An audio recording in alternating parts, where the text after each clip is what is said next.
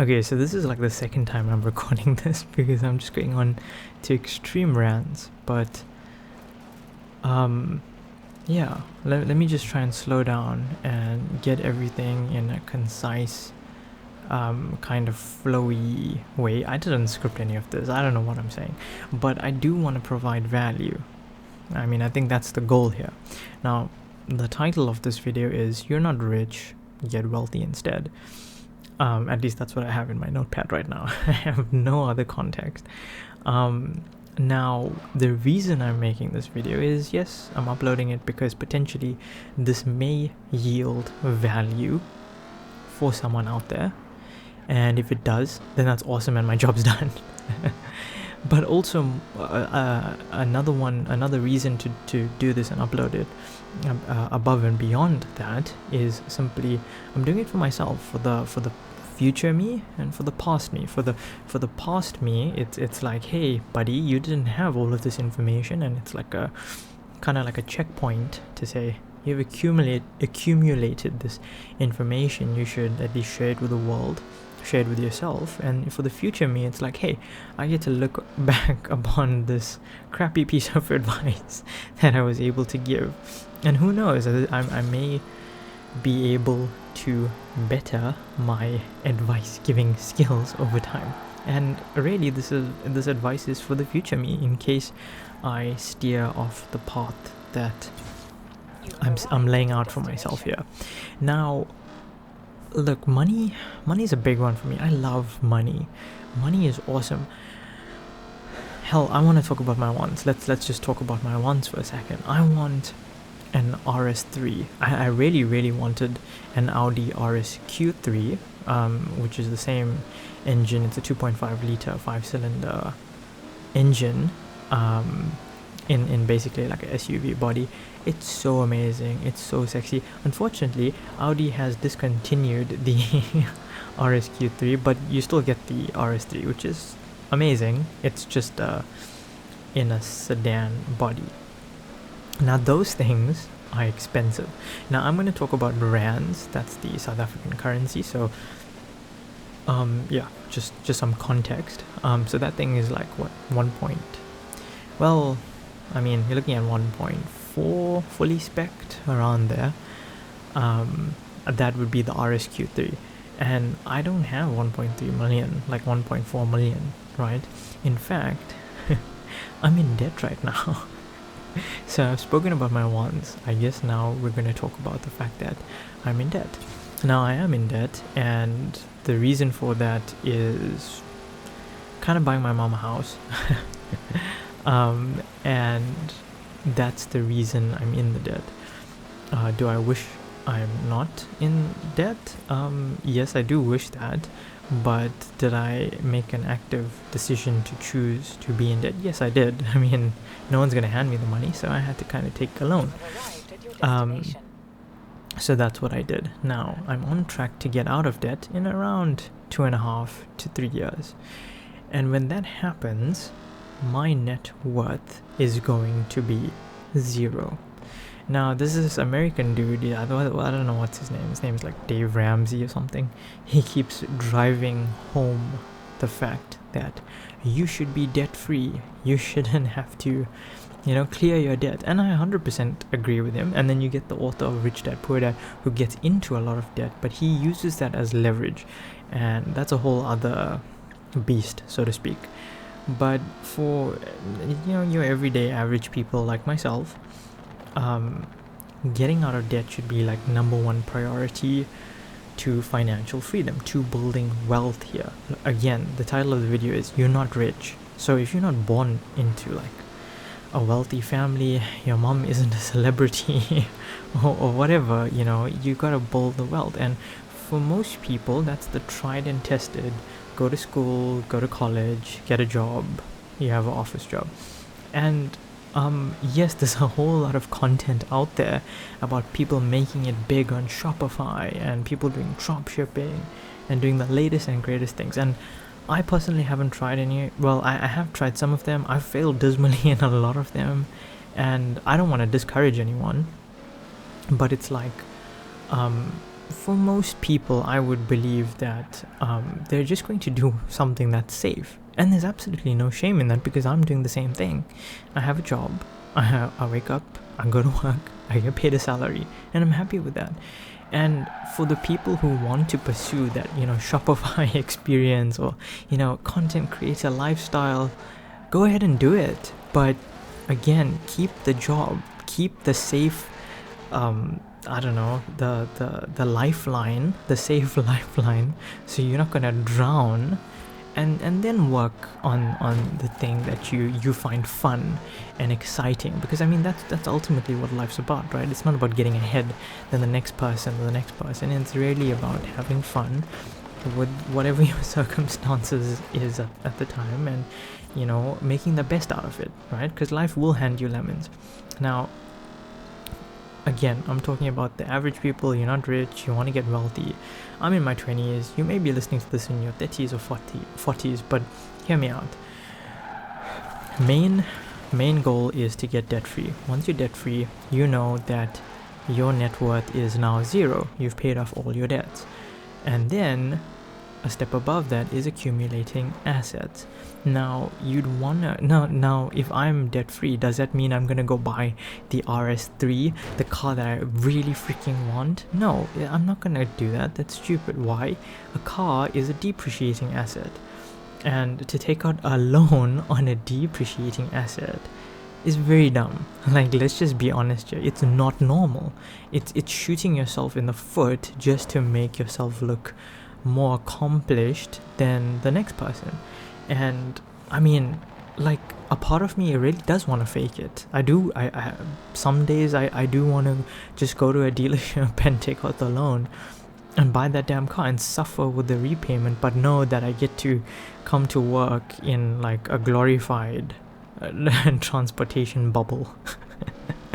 I think that there's some Tilbury guy on YouTube as well. He says, do you want to be a glorified slave? And that's so true. But basically, ultimately, the peace of mind that you get when you are debt free and when you know that your net worth is positive is amazing. It's worth more than whatever an RS3 could give you when you're on the road and you're driving like over like 180, or you get to overtake a car. It's worth more than that, because that feeling lasts the whole 24 hours. You don't get to drive the car 24 hours. You gotta full fuel. That takes money out of your pocket. But anyways, I am going off on a tangent here. We're gonna get debt free. So this is the plan, right? You're gonna get debt free. You can accumulate assets. That can take the form of anything. It could be crypto, it could be real estate, it could be stocks, whatever. A really nice thing to get into when you're starting out investing is a tax-free savings account. Make sure you max that out. If you max that out, then you want to go to the you would want to go to ETFs. Yes, equity traded funds are amazing. Those are basket funds. S&P 500 really good, but there's other ones depending on your risk appetite. You could invest in those types of things. There's tons of apps out there, and if you guys want me to make a video about that, I'm happy to do so. So then once you start accumulating wealth, then you're like, okay, great, I've accumulated the wealth. Now what the hell do I do? How much is enough? Now this is where a really important aspect comes into play. Whether you're paying off debt, or your net worth is zero, or your net worth is positive, you need to understand that this is a journey. The only certain thing in life, the only certainty is that we're gonna die, right? You came onto this earth with nothing, you're gonna leave with nothing. That's what life is. And what you do between is up to you. You could live that life stressing and crying and freaking out and worrying about repayments or whatever. Or you could be at peace, you could live a slow life, nothing too rushed and insane and toxic. And valuing your peace of mind is ultimately the goal here. Now, why do I speak about this? Because I read a book called Psychology of Money. Well, heard the audiobook actually, so not the same thing, but essentially they say Money is a soft skill. It's not this like analytical number thing. It's a soft skill. So ideally, regarding like whether you're in debt, whether your net worth is zero, whether it's in positive, you should enjoy the journey. Just be happy. Sometimes just close your eyes, take a deep breath in, exhale, understand that you're able to breathe, understand that you're better off than most people, understand that you have food to put in your mouth, understand that you're able to watch this YouTube video via the internet. I mean, that's cool and something that a lot of people don't have access to in the world. So just also look at the glass as half full and appreciate that. I mean, there's a lot of value in that. So throughout the journey, it should be an absolute effort on your side to be content. And that's wealth. That's a form of wealth. It's called peace of mind and just being calm, and that's healthy for you. Like if you reduce your stress levels, I mean, realistically speaking, that is a healthy decision. It's not good to stress about things, right? And that goes for anything: friendships, relationships, jobs, and things like that. And the reason we want to build wealth is that we're secure and we don't have to be forced to go into a stressful job, etc, etc, etc. So am I going to buy the RS3 after I hit a positive or even zero net worth? No. The next thing you do is you accumulate assets. So then you're like, okay, do I live the rest of my life and never buy the RS3? No. You simply accumulate assets that's equal to the value of the car, and then depending on where you are, this is what I'm going to do, this is my plan. I'm going to take out a loan, and then I'm going to use the